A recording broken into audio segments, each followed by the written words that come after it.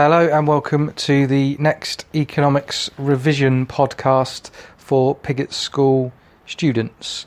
Today we're going to recap on a huge topic that will come up countless times in your multiple choice and almost certainly in your paper one. It could come up in either the data response or one of the essays, which is the quite broad topic of market failure.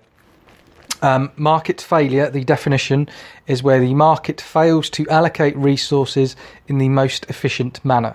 So if we leave it to the market, which basically means leave it up to demand and supply with no government intervention. So that's what it really means. It means if there weren't any government, if the government weren't intervening, if we just left it up to demand and supply, would resources be allocated in their best use, their most efficient use, allocative efficiency-wise?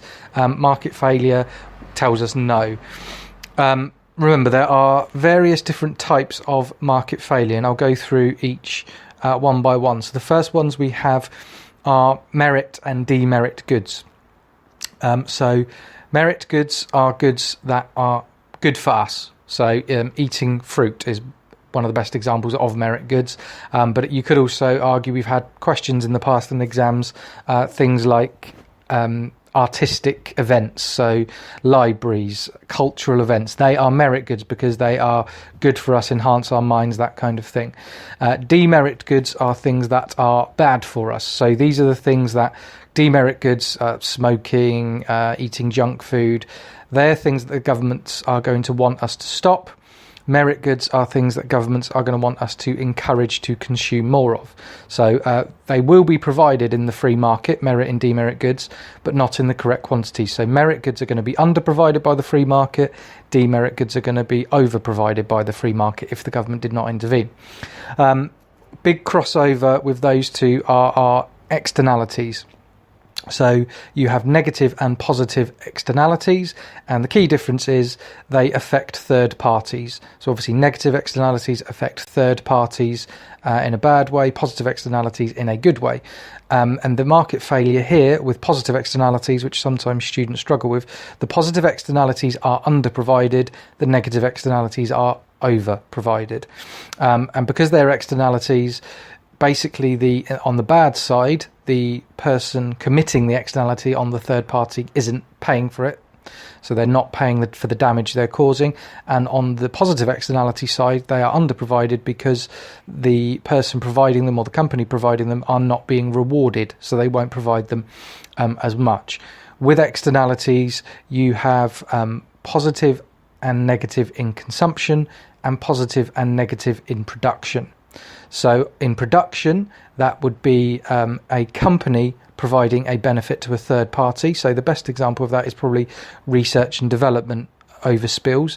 So if one pharmaceutical company spends lots of their own private money on research, but that leads another company to benefit, then that would be a positive externality in production. A negative externality in production is much easier to think of, so that would be your sewage waste. A company, the private actions of that company, pumping sewage into a river, the negative externality is then felt by the public. In terms of positive and negative externalities in consumption, that is sort of everyday things. It might be a positive externality in consumption will be you consuming education. It benefits you, but it will also benefit third parties when you go on to be doctors, teachers, and provide other good things for society. In terms of negative externalities in consumption, again, think of junk food, alcohol.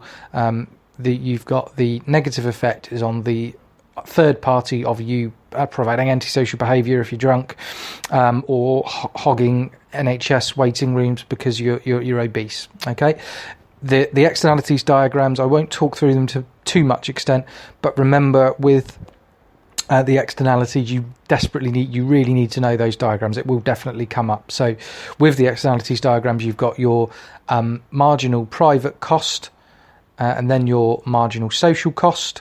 So marginal private cost plus external cost equals the marginal social cost, and the marginal private benefit plus the marginal external benefit will equal the marginal social benefit. So remember, the marginal social benefit is private benefit plus external benefit.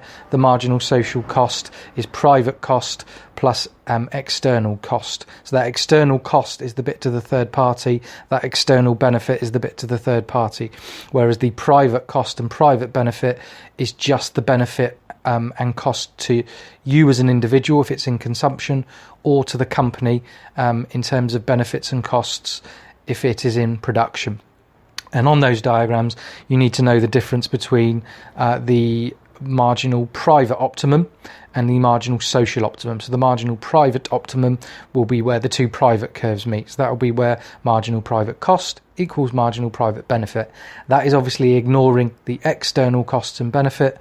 So what society wants is we want to get companies to the marginal social optimum, which is where marginal social cost equals marginal social benefit. And then you've got your welfare loss triangles, which is what the consumers and the public are losing out on. So make sure you practice and know those diagrams. Then we have public goods, or what might be called to an extent missing markets, so things that wouldn't exist if the government weren't there. So public goods have two criteria. They are that they are non-rival and non-excludable. Non-excludable means that if you don't pay for them, you still get the benefit of them. Non-rival means that if you use it, it doesn't stop somebody else using it. So in terms of non-excludable, if you don't pay your council tax, you can still use street lights. And in terms of non-rival, continuing with street lights, if you use a street light, it doesn't stop someone else using up that street light. If you compare that to private goods, so a Mars bar, is it excludable? Yes, the shop will stop you buying it if you don't pay for it. Is it rival, non-rival? If I eat a Mars bar, you can't have it. So that's the difference between a public and a private good. With public goods, remember, you also have quasi-public goods, and quasi-public goods, which most of them actually fall into, are where it is non-rival up to a point. So roads, they fit the excludability criteria. In the short run, the police might catch you if you don't pay your tax, but you can use a road at the point of use without paying for it. Everyone can use a road. If you use a road, it doesn't stop me using it, but that is only up to a point because we get congestion. Same with use of sort of emergency services. We can all phone a fire engine, but at some point there's only so many to go round. They won't be able to all come out at the same time. Monopoly is also a market failure, but I won't discuss that very much, as I've done that in another podcast. Inequality and poverty, same. I will discuss that in another podcast. So inequality and poverty is a market failure because whilst some people have lots of money, other people having none is obviously not allocating the resources in the most efficient manner. And then we also have things like asymmetric information, where one party knows more than the other. So things like dentists, it's not as much of an issue over here because most of them are partly, I suppose, NHS. But if your dentist tells you need a filling that costs a lot of money, you don't really know whether you do or not, so you just sort of pay the money. Buying a used car is the same thing. The seller has more money than more information than you. You have to sort of trust them, which leads to misallocation. Also linked to that is moral hazard.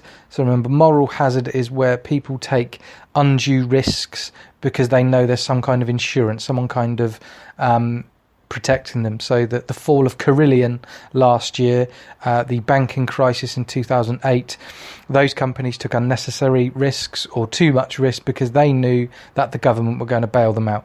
But same seatbelts, when seatbelts were introduced in the early 80s, I think it was, crashes actually went up because people thought they were protected now by the seatbelt, so you could speed more.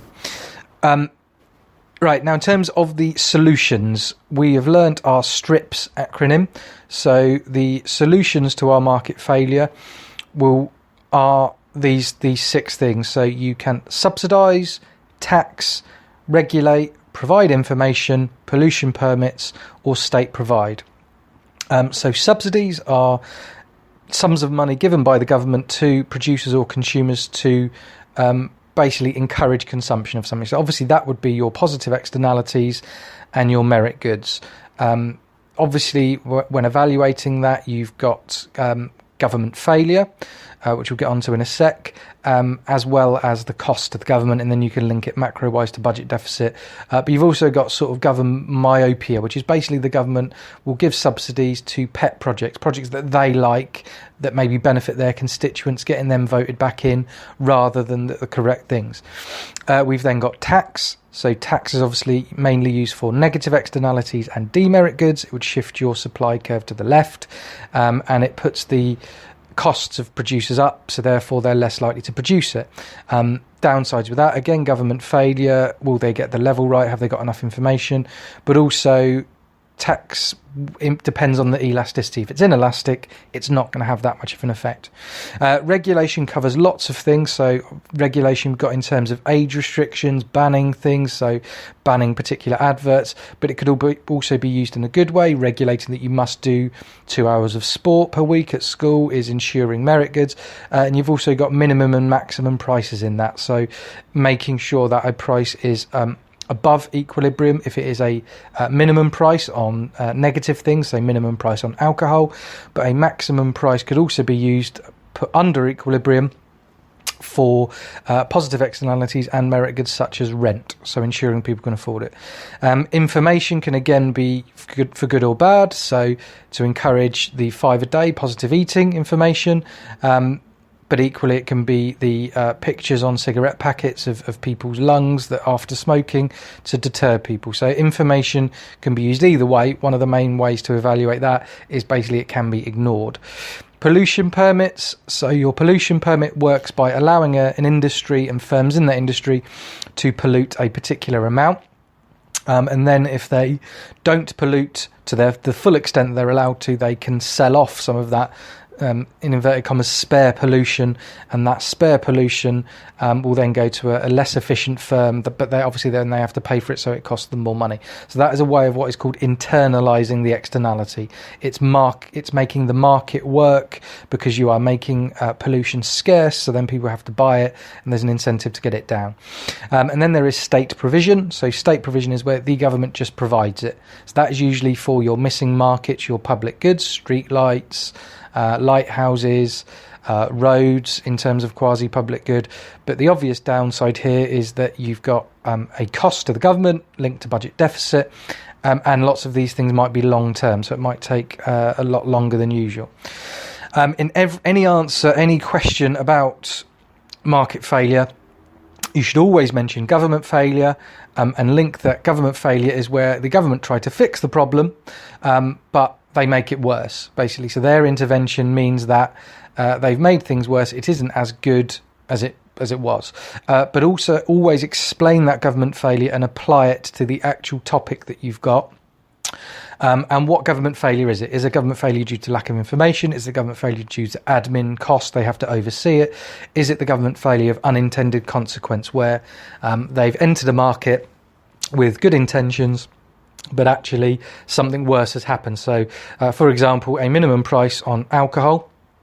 The aim is worthy to try and get people to stop drinking as much. But if that leads to lots of unemployment, then the unintended consequence there is you've caused unemployment. It's made it worse. I said there will almost certainly be a question on market failure in your paper 1, be it on the data response side or the essay side. So you will definitely need to know your externalities diagrams. I would practice those. And what the two key bits really are deciding what the market failure is. The question is not going to say people overconsume alcohol in the United Kingdom, which is a negative externality. You have to decide from the question. That's where your application comes in. You have to decide, is it an externality? Is it a public good question? Is it a merit good question? Is it an asymmetric information question? You decide that. Apply it to the scenario correctly, so apply it to the topic they're given, and then absolutely vitally, especially if it is a data response, you choose the most appropriate solutions. So don't go for an out there strange solution. Go for the most appropriate, most obvious solutions. Talk through the solutions, and then talk through the evaluation of them whilst using data, whilst applying it. So make sure you choose those correct ways of fixing it, or the most appropriate ways of fixing it, and apply it to the scenario that you are given.